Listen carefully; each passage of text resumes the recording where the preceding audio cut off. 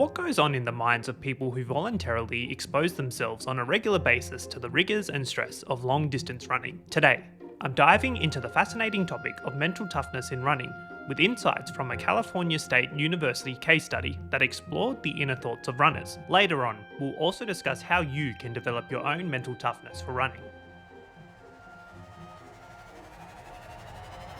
Ashley Sampson had noted the significant rise in popularity of running in the US, seeing over 500,000 Americans running marathons in 2012, compared to only 25,000 in 1976. Particularly, its popularity for individuals of all experiences and ability levels who voluntarily exposed themselves to physical and psychological distress on a regular basis while following regimented training schedules and diets. She highlighted that researchers examined the relationship between distance runners and their self-esteem, sport motivations, personality profiles, perceptions of hitting the wall, confidence, affective states, body image, perceptions of sensory experiences, goal setting, and the psychological skills and strategies they used. In general, findings from these lines of research suggest runners who scored higher in variables such as positive affective states, motivation, and psychological skills are more likely to perform better than runners who scored lower on those variables. Up until recently, the only way to get inside the heads of long-distance runners was to ask them to fill out a questionnaire after the race. Not exactly what you would call a reliable method, as it is always uncertain how well people will remember specific information after the event. Sampson and her colleagues decided to try something different. They fitted 10 runners with microphones and asked them to articulate their thoughts freely and without any self-observation while out on a long run. To qualify for the study,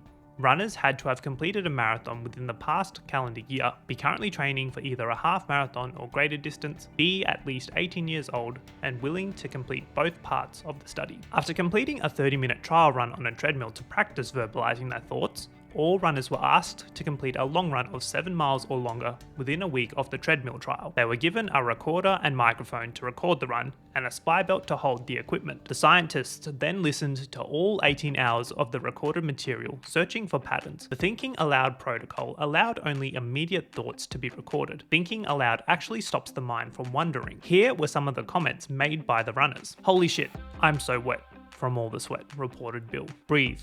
Try to relax. Relax your neck and shoulders," said Jenny. Bill found the going very tough. "Hill, you're a bitch.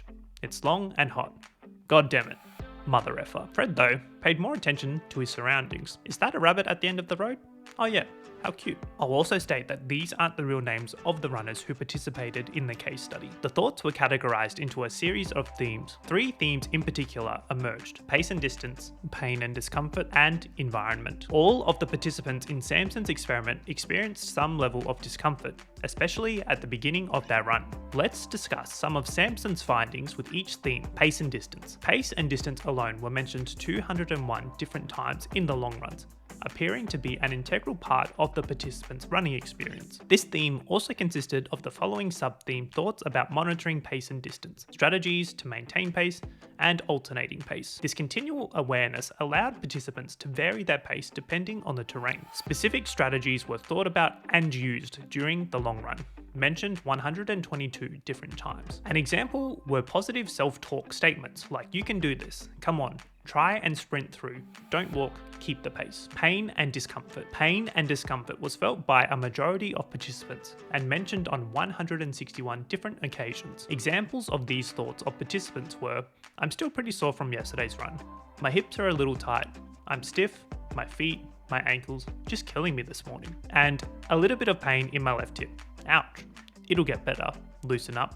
It's probably a little cold." The collection of comments suggests that dealing with pain and discomfort is an integral part of long-distance running. In order to finish the run, some participants adopted strategies to cope, like self-talk, emphasizing form, goal setting, and breathing techniques. Environment. The environment a participant ran in also largely impacted their thought process. It also emerged as the background and context which participants thought about pace and distance, and pain and discomfort. Thoughts relating to the environment were mentioned 142 different times. Participants were also very aware of what was around them, with comments like, "These trees are so cool in the wind," and "Lots of canyons and open space in front of me." Every participant also stated the appreciation for the environments in which they were running. Reflecting on this, the environment seemed integral to the participants' thought processes throughout their runs. While they mostly appreciated their runs, Traffic and other people impacted thought processes 55 times, leading to comments like, "Oh god, you scared me, there's a runner behind me, scared the crap out of me," and "Whoa,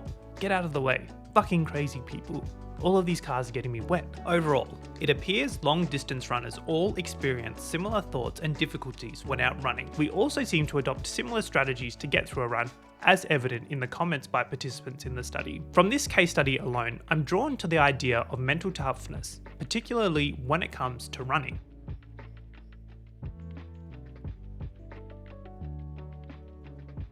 What makes you mentally tough? What does it require you to do, or indeed not to do? It seems even sports psychologists don't have a clear answer. Vanna Hutter, an expert on the mental health of top-class athletes, explains, "We associate mental toughness with the ability to deal with difficult situations, and it helps if you are armed with a wide range of coping mechanisms, as well as the creativity required to turn difficult situations to your advantage." She continues to explain that the ability to block out your surroundings, clear goals, and being able to cope with stress are the skills associated with self-regulation. Now, there are two kinds of self-regulation here, and they are often used interchangeably in scientific literature. The first is self-regulated learning, which is important in every kind of sport. This involves taking control of your own development process and using every available opportunity and situation to keep improving. For example, completing a hill workout instead of an easy run, or actually going straight out for a run after a long day of work. The second kind of self-regulation concerns how to control your emotions,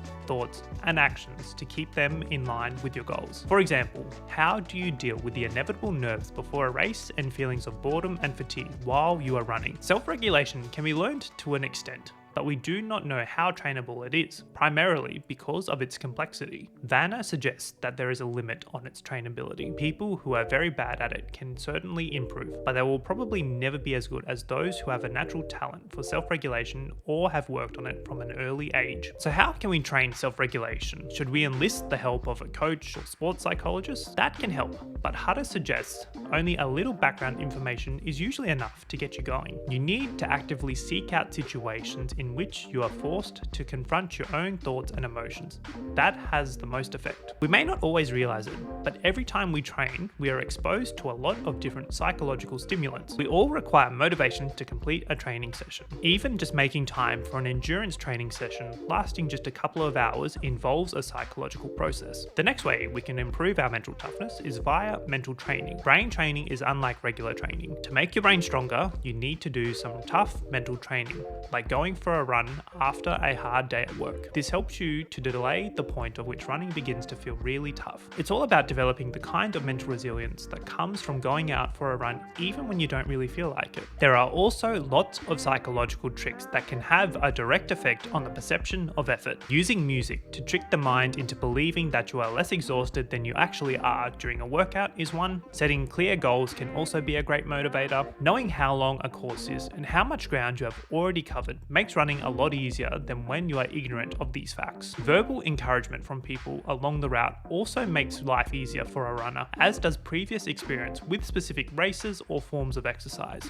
Another good trick is to simply brace yourself. If you expect this to be your hardest race ever, it will probably turn out easier than you thought in the end. Hutter leaves us with some closing advice for increasing our mental toughness. Train your brain to combat fatigue. Go for a run after a long day at work or a bad night's sleep. If you're about to enter a race, avoid all strenuous mental tasks beforehand and set yourself an ambitious but realistic goal, one that will motivate you. If you like listening to music while running, pick songs whose rhythm will match your stride frequency. Your mind is a powerful tool to improve your running performance. Raising your mental game is not something you can do overnight, but it can be learned and practiced. Links to both the MIT press release and the case study referenced in today's video can be found down in the description below. I'd also like to give full credit to Ashley Sampson's work conducted doing the long run case study, and Vanna Hutter for their thoughtful discussions around developing mental toughness as runners. If you enjoyed this video, you may like this one here about the current running boom we are seeing across the world today, and the history to how it started. I'm Jack, and I'll see you next time. Catch up.